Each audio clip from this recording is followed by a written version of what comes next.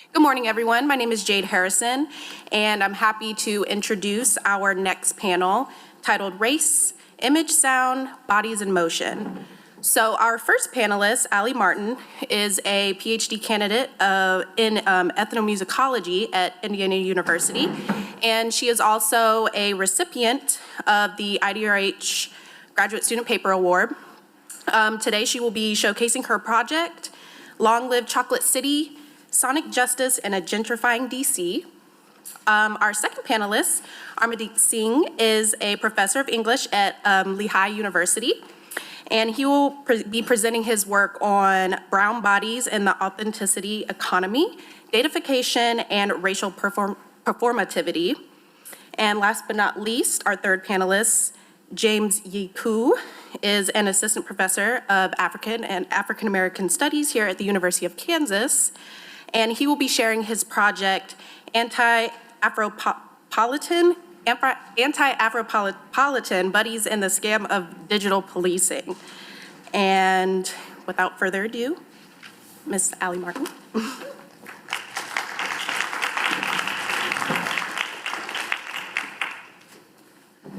Good morning.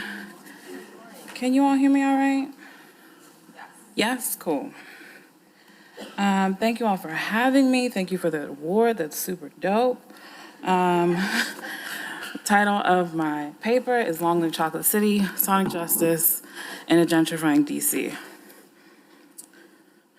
In her 2015 article, Mathematics, Black Life, geographer Catherine McKittrick asks how we might engage in Black studies in a way that honors the dead without rehearsing the traumatic counting that is so fundamental to how we know Black life. In and out of archival study, we count deaths, ages, prices, lashes, shots fired, years confined, all of which say more about the violence imposed onto Black people than actual lived experience. At one point, McKittrick cites a ledger full of violent mathematics, at the end of which a woman says that she was actually born free. This moment at the end of the ledger is the intervention that McKittrick is seeking, where in her words, quote, "A voice interrupts," said she.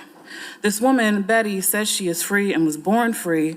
The intervention then, the disruption of centuries of violent counting, is in the sonic, in the voice that says she is free. In this paper, I argue that the sonic, particularly the sonic as rendered through the digital, is but one mode of possibility for studying Black life without foregrounding of violent mathematics.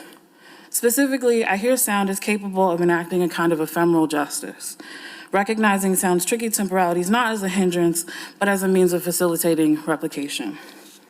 Like cities across the world, Washington, D.C. is rapidly gentrifying. In many ways, this is a violent process, transforming neighborhoods and erasing cultural institutions in the name of progress and development. Here, I draw on soundscape recordings and musical protests to argue that Black sound holds space for Black people, retransforming gentrifying neighborhoods into temporary concert halls and gathering spaces for affirmation and resilience. My focus in this paper is on Shaw, a historically Black neighborhood in DC that has seen rapid change in the past 2 decades. In addition to a broader ethnographic fieldwork methodology that includes interviews and participant observation, I spent 9 months recording soundscapes in Shaw and used those recordings here as a starting point to consider how thinking through gentrification sonically allows us to use the digital humanities to labor towards more equitable soundscapes. Can we imagine a soundscape in which a Black person's volume, accent, or music is not an indictment or cause for suspicion, and can the digital help get us there? This paper is part of a larger project that listens to gentrification in the nation's capital in the hopes of decriminalizing Black sound and amplifying Black life. In Washington, D.C., the familiar notes of gentrification have had many iterations, from slum clearance in the 1950s to urban renewal of the 1960s. This latest iteration of the displacement of long-term residents is therefore not new in concept, but new in scale and in the technologies they document it, especially social media. In its current state, gentrification in DC started in the center of the city and moved outward toward the more residential areas. And the neighborhoods that have changed most drastically are those that faced the most damage in the 1968 riots that have seemingly defined a generation of study about DC, including Shaw and the U Street corridor. Historically populated by formerly enslaved African Americans, Shaw was a part of the rich cultural and intellectual fabric of the 19th and 20th centuries, an extension of DC's famous Black Broadway. Shaw was a mecca of Black cultural and economic success, serving as a hub for performers that were not able to stay in hotels and perform in venues elsewhere in the city because of segregation. So today, the zip code 20001 was recently named most gentrified in the district because home values in the area have increased 207% since 2000. So, given these changes, I hear two enactments of Sonic Justice in the Shaw U Street corridor, just 7 blocks apart. So on your left, you have the diamond. DC is a diamond. It's supposed to be a perfect diamond. Virginia took their land back, but that's a longer story about slavery. And then on the right, on the east side of the map, you have 7th Street and Florida Avenue, and then 7 blocks to the west, you have 14th and U Street. So, at the corner of 7th Street and Florida Avenue Northwest is Central Communications, which is, at first glance, a Metro PCS cell phone store. So directly across, that's the cell phone store right there. Owned and operated by Donald Campbell since 1995, this particular store is iconic because Donald Campbell plays go-go music out of large speakers set out in front of the store during business hours. How many of you are familiar with go-go? Cool, I had to check, you know. If you're not, go-go is DC's local subgenre of funk, came up in the early 1970s, pioneered by people like Chuck Brown and the Soul Searchers, Trouble Funk.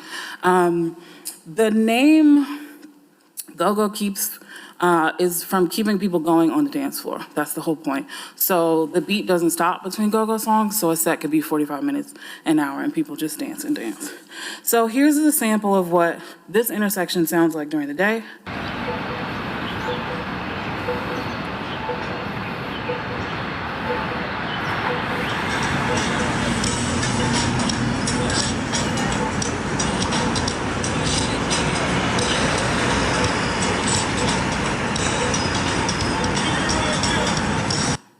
So while much of the neighborhood enjoys that music, Campbell has received complaints from community members over the years, and these complaints have only increased as the neighborhood has gentrified. Despite the neighborhood's transformation, Campbell always refused to turn off the music, confident in his compliance with DC noise regulations, and knowing well enough to turn down the volume temporarily if the city sent a representative with a decibel meter. This past April, though, things changed when a complaint was sent directly to T-Mobile's corporate office, which owns the Metro PCS store. The complaining parties, rumored to be from a luxury apartment building right across the street, threatened to sue T-Mobile if the music was not turned off. As this was relayed to Campbell, he finally turned it off, understandably unwilling to lose his livelihood. It didn't take long for the neighborhood to notice that the music was off, and less than 2 weeks later, a Howard University student, Howard University is about 4 blocks north of this intersection, under the Twitter handle @HeroinJ, tweeted in support of Central Communications using the hashtag #Don'tMuteDC. She said, "I'm not a fan of go-go, but the dudes down at Metro PCS on Georgia have stopped playing their music. Apparently, the new white neighbors were complaining about the noise. Simply saying gentrification is sickening is an understatement." And then at the bottom, she says, use the hashtag #Don'tMuteDC. When you tweet about this, we have to start somewhere. A couple of days later, activist Ron Moten started a petition entitled "Don't Mute DC's Go-Go Music and Culture." So thousands of tweets and over 80,000 signatures later, the music is back on at Central Communications. The intersection, though, has changed, with Don't Mute DC morphing from hashtag to movement seemingly overnight. Activists, artists, politicians, and countless others in DC have zeroed in on 7th and Florida and the broader Shaw neighborhood as a battleground against gentrification and cultural erasure. So I recorded soundscapes at that intersection in 2018, well before all of the Don't Mute DC protests. But then and now, sitting with and sifting through the data has shown me that every day, the music at Central Communications reclaims the intersection as a Black space, which I understand as an enacting of sonic justice. My work with the digital then curates these soundscapes for academic and public hearing in such a way that amplifies this daily reclamation. So for example, I'm working with the Smithsonian on a project right now on a video that's supposed to capture some aspect of sound in Ward 1. This intersection is located in Ward 1 in the city. So it's basically an annotated spectrogram using the spectrogram from the Google Chrome Music Lab. So it just shows people what particular sound waves actually look like when they're rendered on a spectrum, and it's a video so you can watch them go by. So this spectrogram is but one way to announce the ubiquity of Black sound in the intersection, visualizing what it means to hold space in a place that's becoming more exclusionary by the day.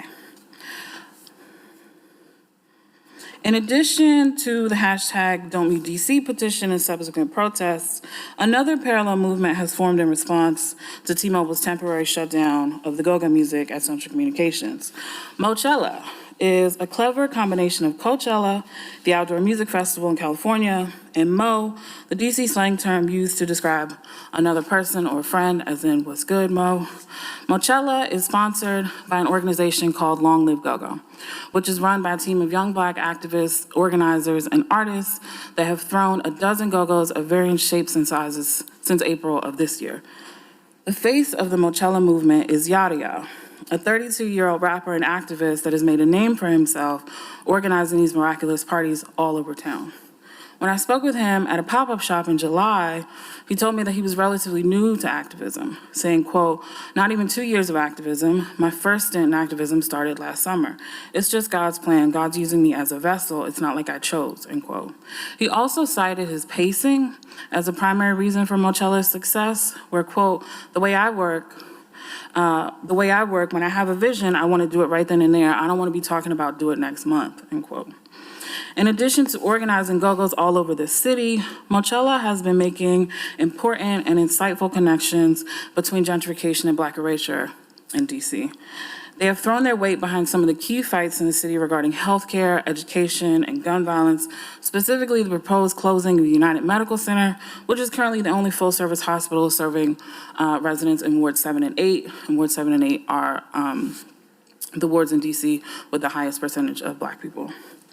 Although Mochella is a citywide initiative, the most popular show was held in May of 2019, 7 blocks from Central Communications at the corner of 14th and U Street.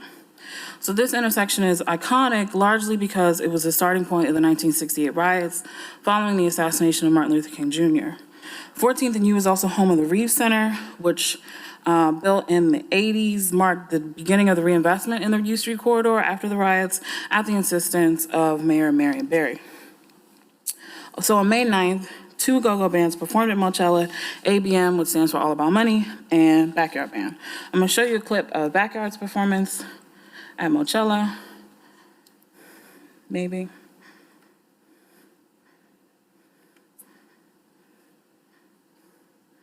Maybe not. Well, if I have time, and if you want to see it, I'll show you a clip of Backyard's performance. So in this blurry video, you can see that there's thousands of people at 14th and U. They basically had to shut the street down in both directions. No traffic could get through. And Backyard Band is probably the most popular go-go band in the city right now. Some people will fight me on that, but it's fine. And so in this video, everybody is singing Pretty Girls, which is one of their most popular songs. And so it's basically thousands of people having a sing-along at 14th and U, and it's kind of a joyous, celebratory occasion. So pictures and videos from this event went viral several times over, especially this one of Big G with a DC flag on his back like a superhero's cape. Big G is the lead talker of the Backyard Band. The lead talker of a go-go band is the person that is both leading the band but also interacting with the audience, because in go-go, the audience is just as much a part of a band as anything else. You can't really have a go-go without an audience. If we understand sonic justice as an enactment of equity through the oral, then Mochella, in creating a space for thousands of Black people to fellowship in a space that they can no longer afford to live in, is indeed an enacting of justice. Just like the Central Communications The sonic justice that Mochella enacts is ephemeral, because after the party ends and everyone goes home, the intersection changes again. If we all went to that intersection right now, it would not look like that. It may not look, sound, or feel like a Black intersection. Thinking through the digital, though, you can always go back and see it and hear it during that particular moment. Drawing on the work of geographer Margaret Ramirez on the possibility of police spaces, quote, "The precarity of the space also demands creative modes of survival and resistance," end quote. So no, you can't be there all the time or even afford to live there. It could be a pop-up show here for 2 days or a surprise show there while you work towards something more permanent. But the fragility and ephemerality of sonic justice allows for more possibilities and facilitates a kind of hopeful replication and remediation through the digital. So I want to conclude with a brief consideration on critical engagement with sound in the digital. Although I hear sound as a mode of possibility to study Black life without a violent mathematics, that is an optimistic reading at best.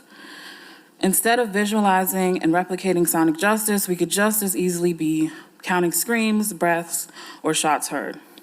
This intervention then requires us to engage critically and at times skeptically with the sonic. There are, for example, sounds that I will never play in class on presentations like this because it is so rarely worth re-traumatizing myself or anyone else.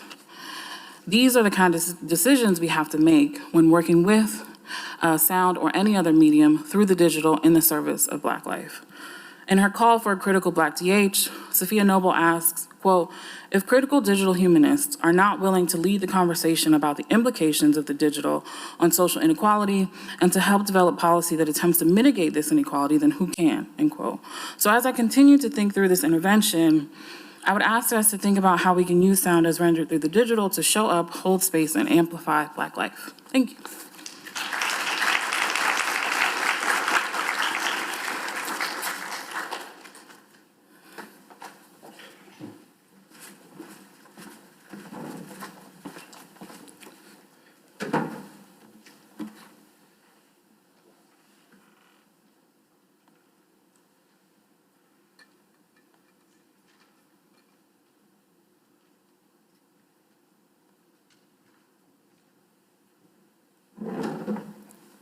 All right.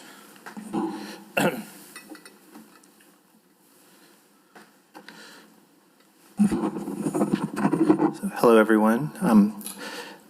It's nice to be back in Kansas. I was here about 3 years ago. It's a different venue. I kind of wish it was a little less dispersed, but so it is. So this project that I'll be talking about today grew out of a class that I taught in the spring of 2019 at Lehigh called New Brown America, Race and Immigration in the 21st Century. This was a seminar that looked at emerging rhetorics of brownness comparatively, testing to see whether and how artists and performers from Latinx, South Asian, and Middle Eastern and North African immigrant communities deploy brown as an empowering identity concept. I assigned Rupi Kaur's book, Milk and Honey, but our real emphasis was on her Instagram feed. In the feed, poems and images of Rupi Kaur herself alternate and constitute a kind of digital embodied performance. Her feminism and her immigrant identity all contribute to her persona. Rupi Kaur's Instagram persona lines up well with that of other popular Insta poets, including here's a few other Insta poets for those of you who are new to the genre: Cleo Wade, Austin Kleon, Atticus Langleave, and Nikita Gill. But Rupi Kaur since she's by far the most influential Instagram poet, her particular aesthetic and thematic choices have helped to shape the popular perception of the genre as a whole.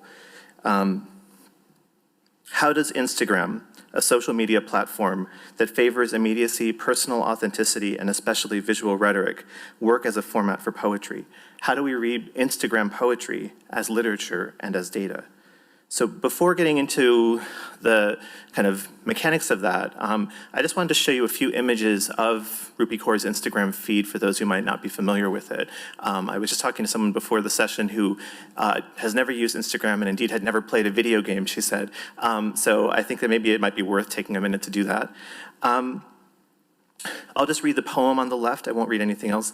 They have no idea what it's like to lose home at the risk of never finding home again, to have your entire life split between two lands and become the bridge between two countries.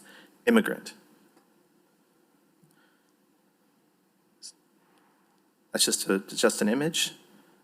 Another poem. Our backs tell stories no books have the spine to carry. Women of color. And those drawings are ones that are things she does herself. She does those drawings herself. Another image. Another image. And there's a caption there, Toronto, you are my heart and love. It's good to be home, baby. Heart, heart, heart, heart, heart. I'm gonna skip the part of my larger project. I am writing a book right now, but I think I overestimated how much I could do in about 15 minutes, so I'm not gonna do all this right now. I am writing a book, it's called, I'll just tell you the title, then I'll move on. Decolonizing Digital Archives, Resistant Networks and Global Literary Cultures, and it's in progress. So some of it is historical, some of it is contemporary. I'll go right to this material though. So yeah, this is from the material I'm presenting to you today is from the final chapter of the book, where I'm looking at South Asian diaspora social networks as articulated in digital social media. I'm interested in a range of bloggers, Twitter users, YouTube users, and Instagram users. For these cultural producers, their work is archival in the instance of its production. It's also dependent on and highly attuned to reception by a network of other artists and writers. The distinction between network and archive, which is fairly clear in pre-digital networks, that are the ones that I've been working on, collapses in these archives of the present. The body of work I'm looking at for this chapter could be described as an archive of the present, which isn't to say that there isn't still history or still value in attending to technological affordances and the constraints of software and user interface. Blogging was largely enabled in the early 2000s by the increasing availability of broadband internet access and what was then called Web 2.0 content management software. Those of you who were doing this back in the early 2000s remember Blogger, LiveJournal, TypePad, and all of that. The availability of camera phones and mobile internet are preconditions for the emergence of Instagram in 2010. So right, that even though that's very recent history, it's still history, right? And it's worth noting that those technological paradigm shifts. In the historical context I've mentioned, I've been devising my own archives to correct what I have elsewhere called the archive gap, the absence of certain categories of writers and certain kinds of writing from the dominant archives of earlier historical periods. With the contemporary material on social media networks, however, my goal is not to produce my own archives, but to adapt skills from researching historical materials to the study of the present. So now we can turn to Instagram poetry in particular, where there are a few defining characteristics of the format. One is the emphasis throughout the genre on an immediacy effect, both in terms of production and reception. Both because of the live virtual presence of the audience, the posting of a poem on Instagram is much more like a performance than like conventional publication. In terms of content, there is a high emphasis on authenticity. The genres that dominate are confessional poetry, self-help, poems exploring love life, and feminist themes. Short and simple poems work better than longer poems or poems that are overly elusive and densely written.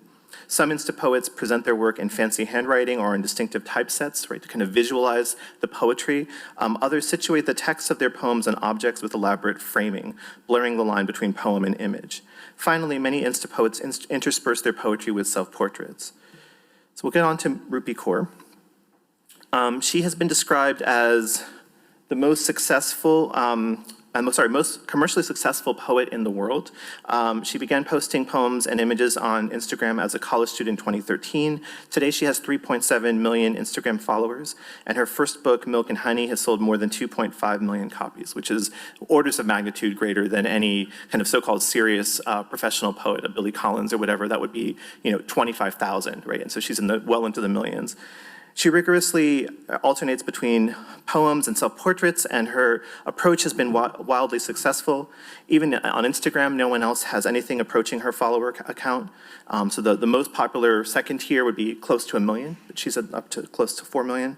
Her poems evince a strong feminist sensibility. Many poems contain hand-drawn sketches that illustrate the theme of a given poem. The poems then thus become what I call visual image texts, right? So I showed you a couple of those where she had drawn these sketches alongside the poem. While the poet's photographic self-portraits frequently contain considerable textual exposition and narration. So the photos then become textualized. The captions become an important part of the story of the image. Over 6 years, Core now has about 870 posts on her Instagram, which is actually surprisingly low if you kind of know the genre. Since she's been on it for that long. It's unclear to me, I didn't start studying this until recently, it's unclear to me whether she's deleted some of the early material and kind of edited it down, and I suspect she must have. Access through a web browser. So her Instagram appears as a tiled checkerboard. So the individual posts are these sort of tiles that you see on the slide here, with white tiles, which are poems, alternating with color tiles, which are photographs of the poet. I've been interested in the contrast between the browser interface, which is these tiles, and the way her feed appears on a mobile device, where the default experience situates her posts as integrated into your user feed, where it's one image at a time for vertical scrolling. Accessing Rupi Kaur on your phone, you're experiencing her Instagram performance as it were live. Accessing her work on your computer, you're experiencing her work as an archive. Let's talk a little bit about data. This has been interesting for me. I actually, for this project, for this paper, I learned how to scrape Instagram, which I didn't know how to do before, and it was an adventure. Preliminary quantitative analysis of her feed shows some intriguing patterns. One of them is that her poems, the white tiles, tend to get more engagement and likes and comments than most of her photographic self-portraits. The average poem that she puts out now tends to receive between 200,000 and 300,000 likes, while the average self-portrait might receive half that, which is the opposite of what I would have expected. I would have thought, these glamorous pictures of her in front of the Toronto skyline, that's got to be getting the most likes. Not true. It's the other way around. The poems are the ones that people are really engaging with. As Rupi Kaur has become a celebrity over the past few years, she's been invited to pose for photo shoots in fashion magazines with various professional photographers, often in glamorous clothes and settings, and she's used some of those images in her Instagram feed as well. I'll skip ahead a little bit here. Okay, let's go. So I mentioned how I was able to scrape her stuff on Instagram, and through the scraping, I created this chart, which is not the most beautiful chart in the world, but it's 800 of her Instagram posts, and it shows the like count. And so the red line is the actual like count. There's a jagged black line in the middle there that shows the kind of rolling average. And then there's a straight black line, which shows the fixed kind of average. So that basically the linear average, as it were. So you can see there's a steady growth, right? Okay, 5 minutes. I think we're probably okay. You can see the steady growth there. I think there's a couple of other takeaways. One takeaway might be that it is a steady growth. It's not something where she had a viral breakout moment. Some of that might actually have to do with the architecture of Instagram, which is to say that Instagram doesn't internally allow you to repost or regram other people's posts, so it's actually harder. And if it is regrammed, it's through an external app. So even if there's something that goes viral for Rupi Kaur in Instagram, it's not credited back to her the way it is on Twitter, right? And so it's actually hard to measure her virality. Instagram makes that much harder to study than Twitter does. But what I tend to see is that in any case, she's grown slowly and steadily as opposed to exponentially. There's also a second takeaway which I'm interested in, which is that there's been a slight drop-off with respect to her Instagram poetry the past year. You don't really see it very clearly on that, but if you zoom in on the last 200 or so Instagram posts, there's a little bit of a curve downward, and that seems to be also happening with some other Instagram poets, suggesting that maybe the genre might have reached a level of saturation. So I want to end with a close, taking a stab at a close reading of a single Rupi Kaur post. This is a poem and image she posted on May 20th of this year. This is, and I'll read it aloud. You want to keep the blood and the milk hidden as if the womb and breast never fed you. In the same frame as the poem, there's a very minimalist hand-drawn image suggesting breast milk and menstrual blood. Alongside the poem image, Rupi Kaur also includes a caption. This is the caption: the right to our bodies, the right to choose, reproduce, abort, to protect ourselves, the right to decide what is best for us is ours alone. We have no choice but to win this fight. This post has 310,000 likes and more than 2,400 comments from readers. So the question for a person trained as a conventional literary critic, which is what I was or have been, and as I'm kind of evolving into something else now, and this sort of my DH incarnation, but in grad school, I would have said, how do we read an Instagram poem? I mean, how do you actually read the text? The text of the poem itself is minimal, but it packs a punch. It's clearly, it's written in the second person. It's implying a conservative male reader who wants women's bodies to be concealed or at least sanitized. Maybe not necessarily male, a conservative reader, right? And you want to keep the blood and the milk hidden. The image she's created from the poem aligns it with it exactly and is instantly legible, right? So that drawing is pretty much, you couldn't really get more obvious as an illustration of the content, the theme of the poem. It seems important to mention that she also always includes her name in the poems that she posts on Instagram. Because of that recirculation effect, Instagram poets always do this. They all do this. They put their name, they always sign their poem on the poem itself, which you would never see in a book, right? That wouldn't make sense there. The image accompanying the text gives a broader socio-political context, and it seems really important that she has that caption there. I also believe that comments from readers and the total number of likes become part of the experience of the text. And I started reading the comments of this post as well. I won't get into them in great detail. I was a little bit surprised to see that the vast majority of the comments are engaging with the caption and not the poem. That is to say that readers seem to find what she says there in terms of the socio-political context more something they wanted to chew on. There's a lot of debate about abortion, for instance, in the comments. There's not a lot of debate about the visibility of, let's say, breast milk or breastfeeding or menstruation in the public media. Finally, there's an intertext, which I won't get into. Again, don't have too much time to talk about, but Rupi Kaur did a photo set off Instagram when she was in college, and that photo set includes images that are kind of fairly graphic images about that show menstruation, and that became very controversial. There were news media articles about Rupi Kaur showing menstruation. I think one of them was on. She attempted to post one on Instagram, and it was banned. It was like Instagram blocked it, and then I think this poem is partly inspired by that experience. So that intertext seems important. So in effect, there are many different discrete elements to consider for any given post. Some are visual, some are textual. All of this makes straightforward interpretation both more easy and more difficult than it might seem at first. It's easy because she gives us her own interpretation of the poem in the caption. It's hard because her caption needs to be interpreted and contextualized. Comments need to be looked at, right? So the 2,400 comments, that's a lot of reading. Maybe we could automate it. I haven't learned how to scrape the comments yet, so I'm still working on that. Maybe I will get there. There's an analysis of the embodied self-presentation in her photographs, and so if you add up all of those things, actually reading Rupi Kaur might be a much more demanding job than we might have thought. As a final comment, my study here is at an early point. I'm not sure I'm really ready to draw grand conclusions. However, I am interested in the way the rhetoric of authenticity and the sense of immediacy in the performance of Instagram poetry is in tension with an awareness that there's a formula for user engagement, staying on brand. Kaur's authenticity, in other words, is always carefully modulated. There's also a tension between the aura of the embodied poet and the seeming imperative to datafication of the personal archive. For purists, those might seem like troubling contradictions, but most users aren't bothered by them, and they seem to be inherent to the platform. Thank you.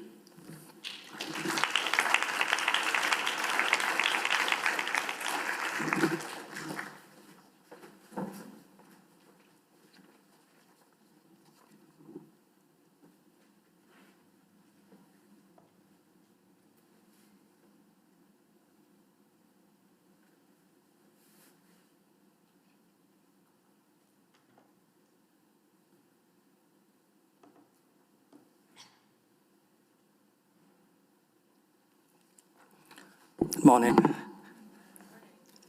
So I'll begin by asking if anybody here has ever received a scam email. Wow, quite a number. So I might offend you, but please, you'll have to forgive me because I want to speak for those who scam us. And I realize that this is kind of an ironic venture for me, but it's one that's really interesting because I imagine that what justice looks like in the context of criminal activity can be really problematic. And so I'm thinking of 419 scammers from parts of West Africa and other parts of Africa and the way they are represented online. And that's basically the core of my talk. I call them Afropolitan anti-hero, but because of time, I can't really talk about the conceptual details in relation to Afropolitanism, which is more or less a cosmopolitan idea to identity in an African context, and a lot have been written on that. I just want to go straight to the digital dimensions of this and re-emphasize Alan Leo's caution that the digital humanities in general should not be impervious to the imperative of cultural criticisms.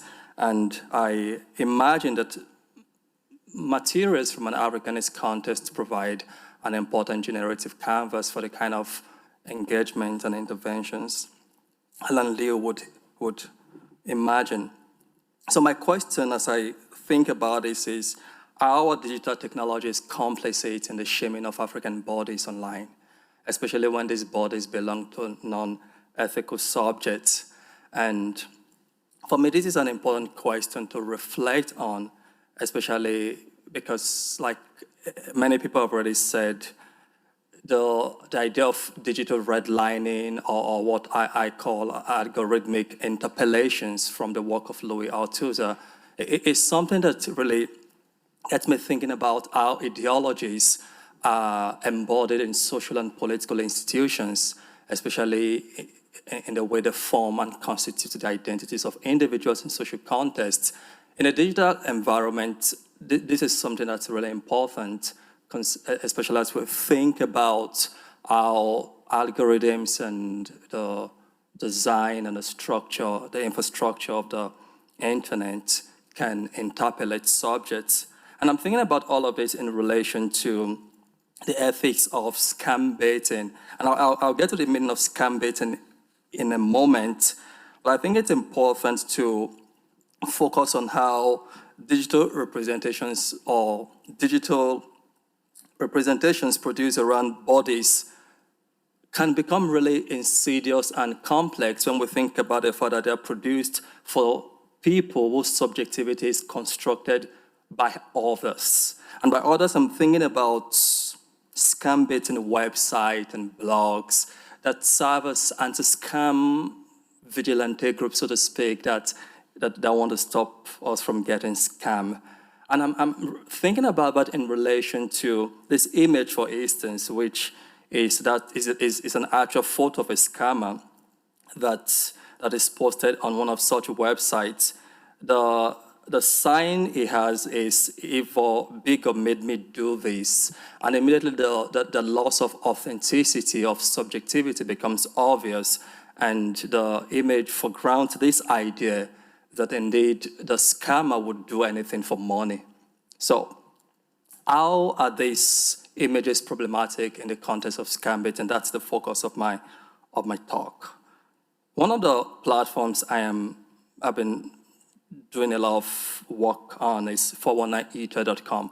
And I know that the name itself is suggestive of something really problematic, the anxiety to eat the scammer, to erase them. And if you consider Ebola Monkey Man, for instance, again, the idea of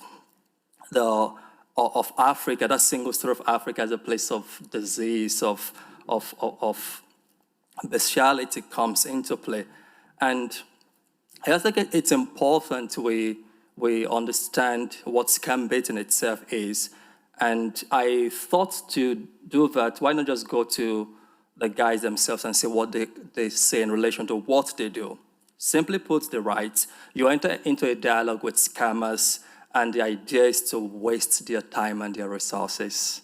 So if you're able to keep them away if you're able to keep scammers away from harming or scamming real potential victims, then you're doing great. So the idea is to frustrate them in any way possible, which I think is the issue for me. What does any way possible mean?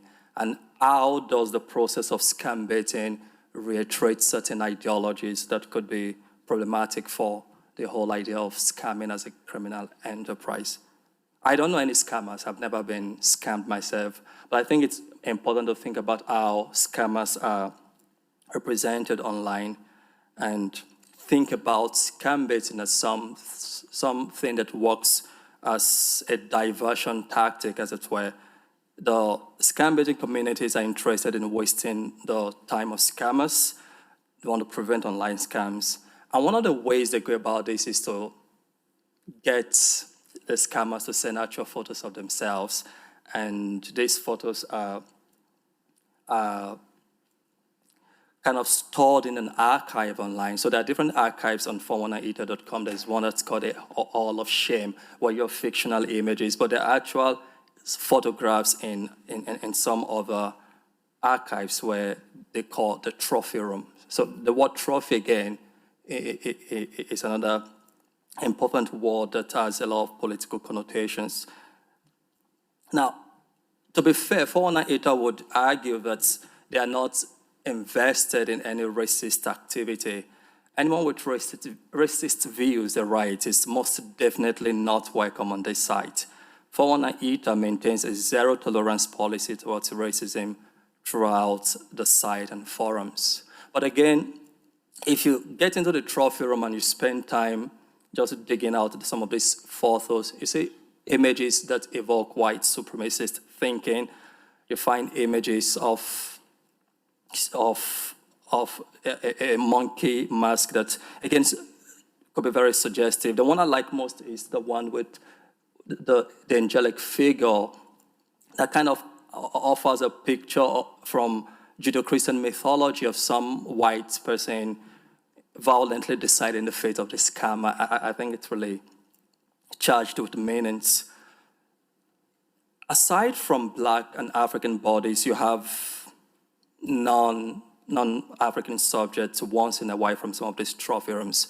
But again, like one of the images suggests, this idea of the Muslim as terrorist, this idea of the subaltern as somebody to be feared, as somebody to be represented in a particular way, comes to the fore.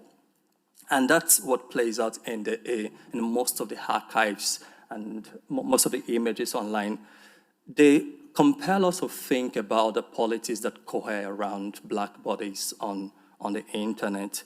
And if you're still wondering, these guys maintain that the large majority of the people featured are the scammers themselves. So these are the actual photos and images of real people.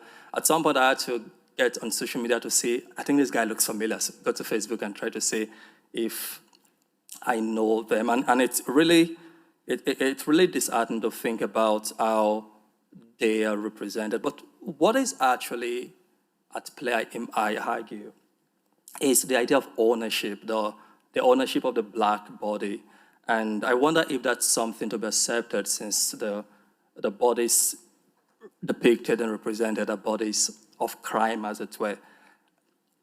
But then something else emerges as I study these photographic narratives, and it's this troubling vision of an African sexuality, one that paints Africa as a troubled and sexualized space, a space of pathology, one in which African subjects are made to signify in particular ways.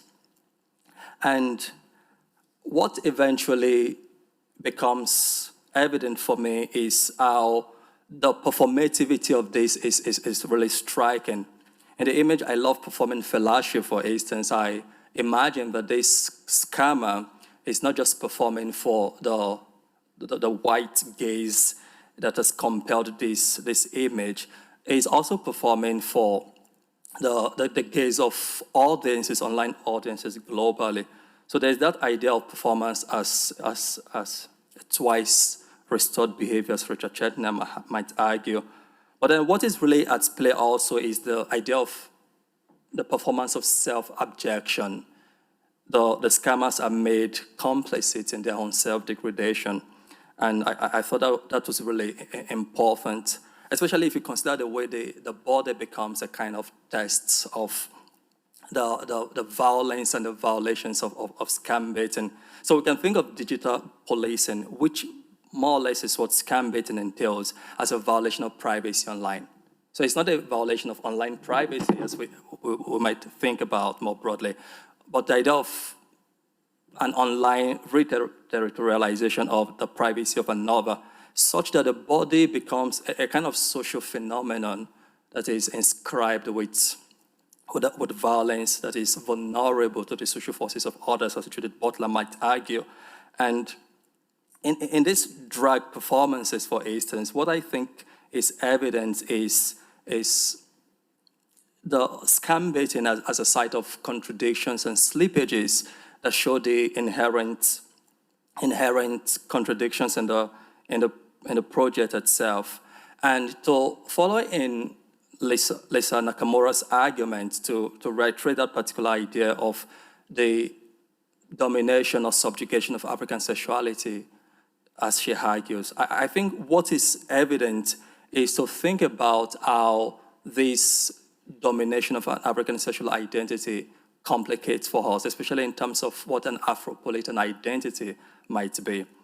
Because of time, I'll just go straight to my conclusion, why also reaffirming the idea of scam baiting as a commodification of humiliation, and argue that scam baiting invite us to reflect on the epistemic violence of digital media, the possibilities of discursive erasure, and to compel us, I imagine, to think about the kind of memes and messages we share online. A question we might ask is, should the exploitative ethics of scam baiting compel us to advocate some form of juridical interventions, especially such that prevents scammers from being scammed in this manner? In other words, should digital justice look like, what should digital justice look like when we are dealing with people like trolls and online scammers? Now, these are questions I believe are important, and I imagined will be answered as I reflect more on this topic. Thank you.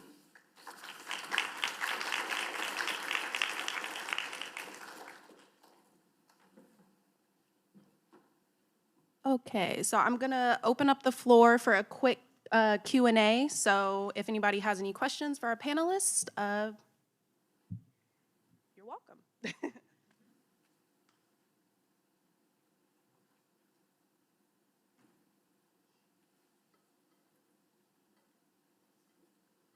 Good morning, and thank you all for your presentations. I particularly have a question for you. I am a big follower of Rupi, and I enjoy her work. And specifically when you were talking about basically the censorship of Instagram deleting her posts, I'm thinking about in which way censorship is becoming a dominant presence in blocking out marginalized perspectives or means of engagement and conversation. Do you think that marginalized identities will ever be able to overcome that means of censorship and dominance in their work? And how so? That's a big question. Oh, sorry, that was louder than I thought. I don't know if I can answer the big question you're asking. I think it is worth noting that most of what she has to say is not censored. I mean, she has that, and so there's the specific that specific image showing, I think it was, the particular image that was banned was showing her sleeping. It was probably taken, I think it was taken by her sister, but it was taken on her instructions. And it shows a spot of blood on her pants and a spot of blood on the bed. And that was considered too controversial for Instagram. And then there was news that was generated out of that. There was coverage of that, and there was a conversation.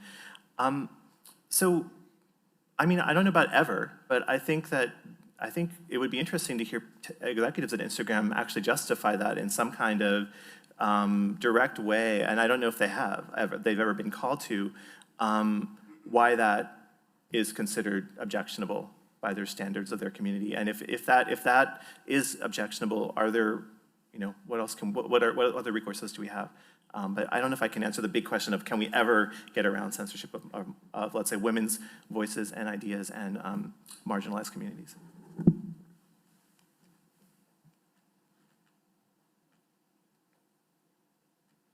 should stand here in line, probably. Thank you for a fantastic panel, and it's amazing to see for me, like a completely new and fantastic poetry. Gogo music was introduced to me first time to this really disturbing scam baiting that I wasn't aware, and I'm completely in shock because it's a form of lynching. And my question is actually, do we know something about the people that are engaged in it? I mean, they have to have a lot of time, yeah? Or do you know something? Is it a group of people? Because I've seen a similar phenomenon in my country. Czech Republic where a group of people decides to troll some people that are mentally not doing well, or just they have some issue.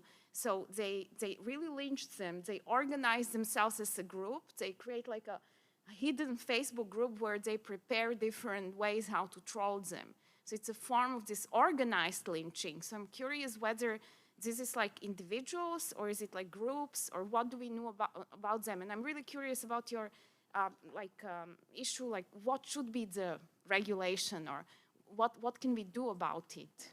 Or do you have some ideas maybe? Thanks for that question. I imagine that there's an enormous anthropology on the idea of time wasting. And even from the economics of it, what does it mean to waste time, especially from the perspective of the guy whose time is being wasted? And even the guys who claim to be wasting the time of the scammers. My sense of this is that scam baiting is an organized activity online, and there are communities and forums dedicated to this. So that's on the one hand. And then on the other hand, there are individual websites that also go to some of these forums to get data and recirculate what they get from the forums. I emailed one of the scam baiters I think 2 years ago, just wanting to know if these photos were real. And it kind of gave me an idea of how scam baiting works as an organized endeavor online. And yes, it's really close to lynching. And even from a Black discourse, we could talk about the idea of branding and how that really promotes some very racist politics. In terms of regulation, I'm just interested in the ethics of this. It's difficult to imagine that there would be some legislative intervention from government, but I do know that most of these scammers, it's a liminal position sometimes. At some points, they are not necessarily criminals. If they have not scammed someone, at that point they're not scammers. So they are borderline subject, as it were, whose position is kind of precarious, and just causes us to think about what ethics mean, what justice would mean for people who are the kind of people we love to hate, as it were. So I do not know that there would be realistic to think of punitive action for people who engage in scam baiting, but I do know that the ethics of it suggests that it's something we may need to reflect more on.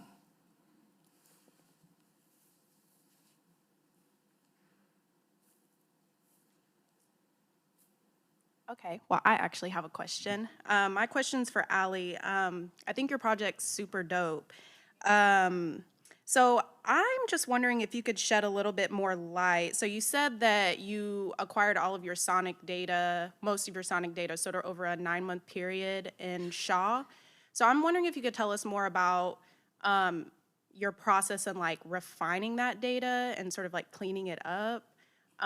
Like how long did it take, just, and like how do you actually like efficiently showcase changes in sound like over a given period of time, like out of all that data that you accumulated? Thank you for that question. So I did passive acoustic recording, which is the process of doing a number of small recordings over a long period of time. So I had 2 recorders and I put them on rooftops in Shaw in that intersection. So one of them was in that picture that I showed, which was like a whole journey because it involved me getting on the roof every month to download data and change batteries and like do this work. So they recorded 1 minute out of every 5, 24/7. So they would record like 12 to 12:01, 12:05 to 12:06. So that was 288 recordings per recorder per day. So it's a lot of data. In terms of cleaning, I'm thinking a lot about Trevor Munoz's piece against cleaning in terms of I can't do a sort of traditional, because, okay, let me back up. I'm doing machine learning with the data to say, okay, can we pull out sirens, car horns, sort of points of tension in the soundscape? But I'm also trying to intentionally lose things, because I'm always sitting in a legacy of Black surveillance, and so I want any potential identifiers to be intentionally lost and not included in what I get back. And so just working through that, I can't tell you how long it takes because I'm not done. But some of it is just kind of like curation. So like smaller things and smaller sort of soundscape pieces, and this is not a corpus that can be like online, you know, for sort of other people to remix and make projects of, because it's just too close to the neighborhood. Does that clear up?